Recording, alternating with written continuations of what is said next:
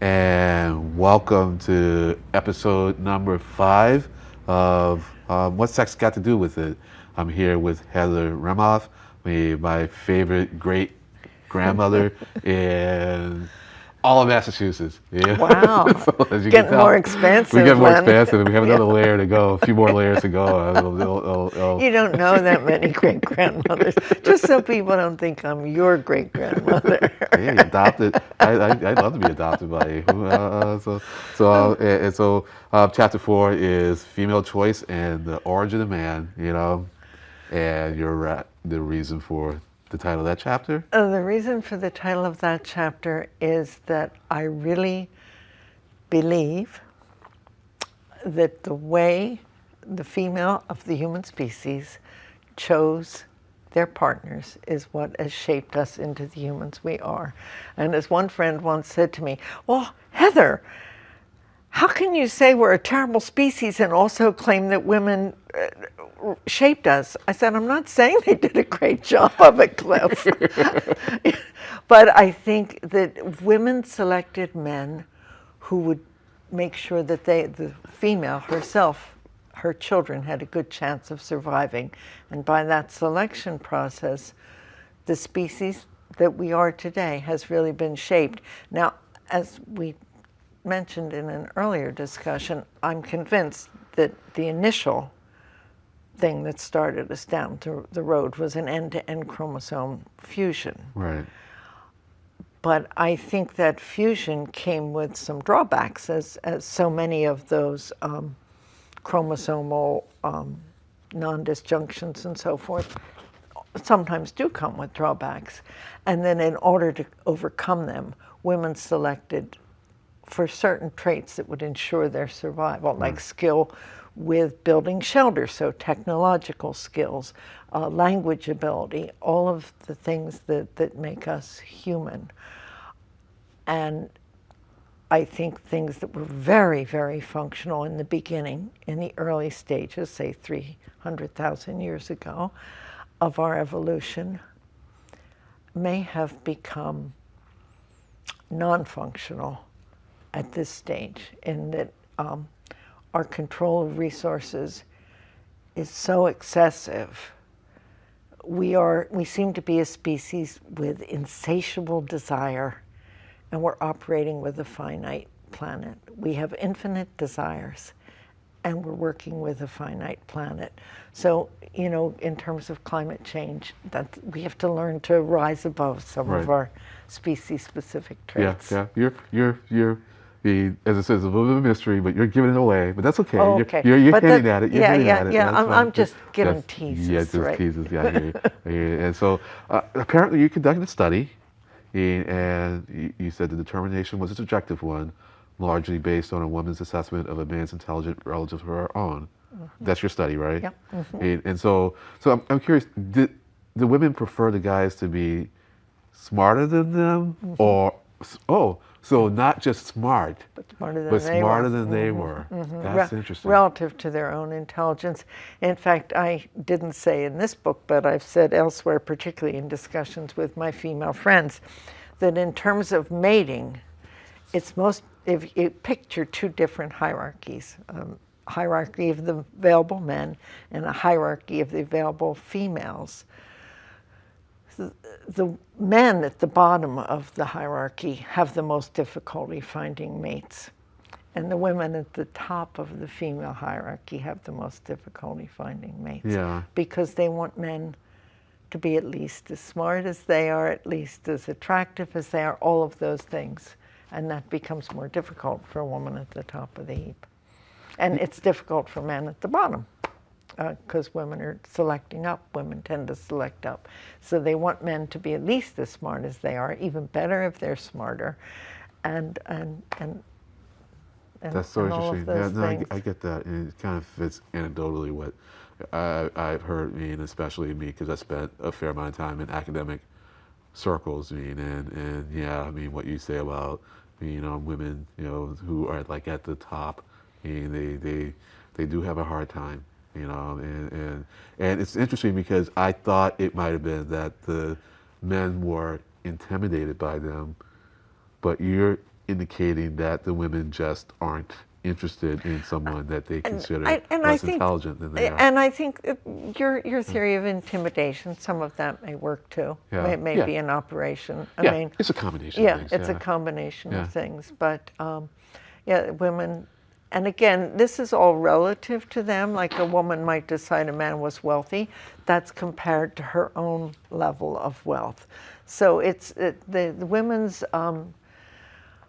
judgments of the men were subjective. Right, and yeah. I took their way of valuing men to be what I was after. Right, I was looking, and I think I say somewhere in the book, I don't remember if I say it in this chapter, we may talk about it later if not, that the evolutionary directive to women appears to be when you can, find the perfect man. Right. And when you can't, invent him. And it's when women are busy inventing men that we get ourselves in trouble. When we ascribe traits to a man that he doesn't actually have because we want him to have those traits and we haven't found the perfect man. So you said smarter. Where does like stronger, taller, and wealthier fit into your choices of men? I mean, so like smarter is like the top. I mean, do the others? I mean, how would the others rank? Did you consider that at all? And more so, what I'm going to get at too. I'll ask one long question. Does wealth ever substitute in nicely for intelligence? Yes, I don't know nicely, but yeah, not nicely, but we'll and wealth is a big attention getter. Yeah, I mean, it's a big. I tend not to like wealthy men. I'm uncomfortable with them, but nonetheless, signs of wealth will catch my attention. I mean, and does it imply intelligence? Huh? Does it imply intelligence? I don't think so. Although I'm not as far as I'm concerned. Right. But as I told you, I have a bias against extremely wealthy men. I have a personal bias against them, not at all related to evolution, I don't think. But I did watch Bill Maher the other night and was stunned and shocked, actually driven to screaming at the TV, when he and his 3 guests all agreed that Jeff Bezos was the smartest man in the world. And I'm going, no, he's the wealthiest man in the world. Right. And don't confuse wealth with intelligence. No, very different things. At one point, I point out that's a mistake that Darwin made. I said, it was one of my favorite lines, and I can't remember it, that confusing wealth with genetic superiority is a mistake made most often by those with great fortunes, as Darwin had. Right. And watching those folks on Bill Maher nominate Jeff Bezos, not Jeff Bezos, Elon Musk. Oh. Elon Musk. Oh, really? Elon Musk. I was like, oh, no, sorry, I had that wrong. Take it back. It was Elon Musk they were talking about. Right. And he is now the wealthiest man in the world, right? I think he's number 1 now, and they all declared that he was the smartest man in the world. And that just outraged me. I thought, no. Yeah. Don't confuse the two. Yeah. They're not the same. Yeah, I'm gonna leave that one along. No. I'm not Yeah. gonna. No, don't go there. I know. No. I'm revealing my own biases. No. Here. I certainly have my feelings, Yeah. about the person that we mentioned, Ian, and I'm just gonna leave it there for now. But to answer your question, I don't consider wealth and intelligence to be correspond good. I don't think there's necessarily a strong correlation between the two. Yeah. Gotcha. This is as I'm kind of scrolling through my notes here. It's like this is an interesting chapter. I'm going to keep this to the amount of time that we have, because we do talk about inheritance of acquired characteristics. I want to come back to that very shortly. But you talked earlier about rational thinking is selected for only as long as it doesn't interfere with the push towards procreation. Do you see, when something to you is irrational, is it also illogical? I don't know how to answer that Okay. question. Yeah. I don't think we're rational actors. I think language, which, to me, that's the heart of human exceptionalism, is Yeah. based in our language ability. And I don't think, one thing that language enables us to do is to lie. Yeah. And we're very good at lying to Okay. ourselves and convincing ourselves that what we believe is true. So we're much better at rationalizing Right. than we are at rational thinking. As a species, we're really good at I got you. rationalization. Okay. So then, when something is irrational to you, what does that mean? Me personally, Yeah, you personally, or if yeah, or you see, I'm trying to tease out what people really mean by irrational. You know? I think what people mean is that they're not thinking clearly, and what, to me, rationalization works better for me than to say someone's irrational. I know that we're just very, very good at justifying our own behavior, Right. at convincing ourselves that we're right, that Right. we're doing something for the general good that really benefits us Right. personally. To me, that's rationalization. Right. So to go back to your original question, logic I view as something a little bit different. It's certain steps you take. If this Right. is A is true, then B is, Right. that kind Right. of thing. That's logical thinking. And in a way, those systems of logic protect us Right. from the kind of rationalization that we fall prey to. I Right. often say that the scientific method was designed to keep us honest Yeah. because we're so good at kidding ourselves. What I sometimes find too is that when people say something is rational, they then say it can't possibly be logical, and so they dismiss trying to figure out why it is irrational. Because I think for people, it's like if you come to the wrong conclusion, then of course it couldn't have been logical.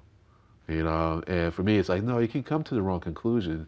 It's just you need to figure out where the failure, in the logic happened, and either it is in the wrong premises, which is essentially the conclusion about the premises, or it's in the conclusion that you make on the correct premises. And so I was just kind of teasing out what you meant by irrational, just to try to maybe test what I feel about. Rational still has a logic to it. You just need to figure out what that logic is. Or let me rephrase that: irrational has a logic to it.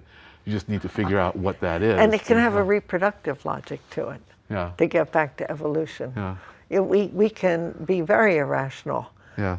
And it can serve the purpose. Right. As I've said, the human brain was shaped by evolution to be really good at two things. Right. Reproduction and survival. Yeah. And it can be not so great at a whole bunch of other stuff. And here's an example of the interviewee keeping the interviewer on topic. So thanks for bringing me back to the whole reason that we're here. And I'm going to go back to the topic that I said I'd get back to, and that is inheritance of acquired characteristics. Yeah, that's an interesting one. In epigenetics, I think you make a really good case for epigenetics, and its role in almost being like a substitute for inheritance of acquired characteristic, because as you point out, in order for people to consider in characteristics to stick, it would have to stick for over 4 generations, because that would take care of all the effects of the reproductive elements during the exposure that has created the epigenetic response, and so it's to me, I almost see epigenetic responses as the inherited acquired characteristic, or the characteristic that, how to phrase this, when inheritance of acquired well, no, it's going to be everything. I didn't write the question down. All right, but I thought about, let's see if I remember the conclusion I came to, that the epigenetics, or the ability to have an epigenetic response, was itself the acquired characteristic that's inherited.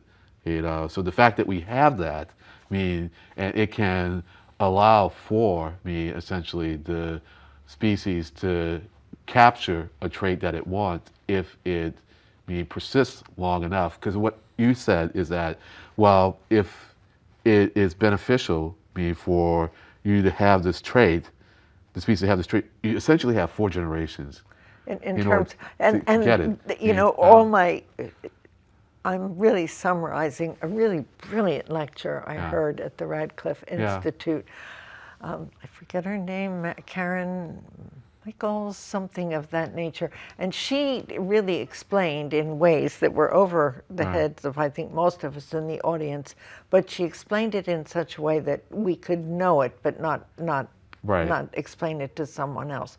Sort of the molecular reactions that triggered the epigenetic changes. And she convinced me that they only last for 3 or 4 generations, depending on whether or not the woman, for example, they're talking about extreme hunger during the Holocaust, the standard example in which people say, oh, well, that demonstrates the inheritance of acquired characteristics, and she says not so fast. It really, this is epigenetic inheritance, isn't really permanently acquired characteristics, and she explained at the molecular level what's happening to cause those changes. And the examples that are most often cited are children of the Holocaust, where their parents were starving, tend to gain weight very easily in subsequent generations.